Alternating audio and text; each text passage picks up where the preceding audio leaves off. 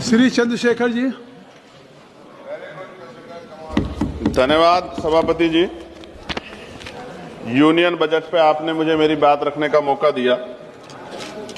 मैं सर्वप्रथम बहुजन समाज में जन्मे सभी संतों, गुरुओं और महान पुरुषों को नमन करता हूं। उनमें भी राष्ट्रपिता ज्योतिबा फूले, छत्रपति साहू जी महाराज, बाबा साहब अम्बेडकर, मान्यवर साहब श्री काशीराम, मान्यवर दीना भाना वाल्मीकि और मान्यवर महामना रामसु वर्मा जी को नमन करता हूं और अपने संसदीय क्षेत्र नगीना की जनता का आभार प्रकट करता हूं जिन्होंने मुझे चुनकर यहां भेजा है।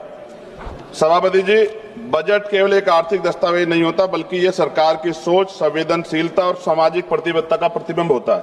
बजट यह तय करता है कि देश का विकास समावेशी होगा या चुनिंदा और सत्ता में बैठे लोग सबको साथ लेकर चलना चाहते हैं, कुछ लोगों को पीछे छोड़ देना चाहते हैं। विपक्ष के नाते हमारा कर्तव्य है कि हम सत्ता सवाल पूछे और कमियों की ओर ध्यान दिलाएं और देश के उन वर्गों की आवाज बने जो इस सदन में अक्सर आंकड़ों में गुम हो जाते हैं। लेकिन माननीय अध्यक्ष महोदय, असली सवाल यही से शुरू होता है, क्या ये बजट देश के गरीब, पिछड़े, दलित, आदिवासी, ओबीसी, अल्पसंख्यक और वंचित वर्गों की वास्तविक जरूरतों को समझता है नहीं समझता है। मान्यवर, इस बजट में आर्थिक विकास की बातें अधिक हैं, लेकिन सामाजिक न्याय की आत्मा कमजोर। माननीय अध्यक्ष सभापति जी, आज देश की सबसे बड़ी संकट बेरोजगारी। हर साल लगभग 1 करोड़ युवा रोजगार बाजार में आते हैं, लेकिन अस्थायी और सम्मानजनक नौकरियां और संपादन पैदा नहीं हो रही। इस बजट में स्किलिंग की बात की गई है, लेकिन स्किलिंग के बाद जॉब की गारंटी नहीं है। विशेष रूप से SC, ST और ओबीसी समुदाय के युवाओं के लिए कोई अलग से लक्षित रोजगार योजना नहीं दिखाई देती है। देश की लगभग 45% आबादी जो कृषि पर निर्भर है, जिसमें SC, ST, ओबीसी समुदाय की भागीदारी सबसे अधिक है, लेकिन कृषि और GDP में योगदान 15% से कम किसान की औसत आय और अब भी MSP कोई गारंटी सरकार की तरफ से नहीं दी गई है। सभापति जी, महंगाई का सबसे बड़ा असर गरीब, दलित, आदिवासी और पिछड़े वर्ग को पड़ता है।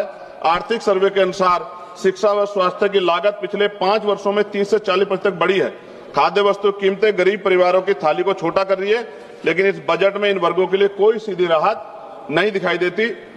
सभापति जी, SC, ST और ओबीसी वर्ग के मुख्य रूप से सरकारी स्वास्थ्य ये वर्ग है, ये मुख्य रूप से सरकारी स्वास्थ्य व्यवस्था पर निर्भर है, लेकिन भारत आज भी स्वास्थ्य पर GDP का केवल 2% खर्च करता है और ग्रामीण और आदिवासी क्षेत्रों में डॉक्टरों की और अस्पतालों की भारी कमी है। इस बजट में सार्वजनिक स्वास्थ्य ढांचे को मजबूत करने के लिए कोई निर्णायक वित्तीय छलांग नहीं।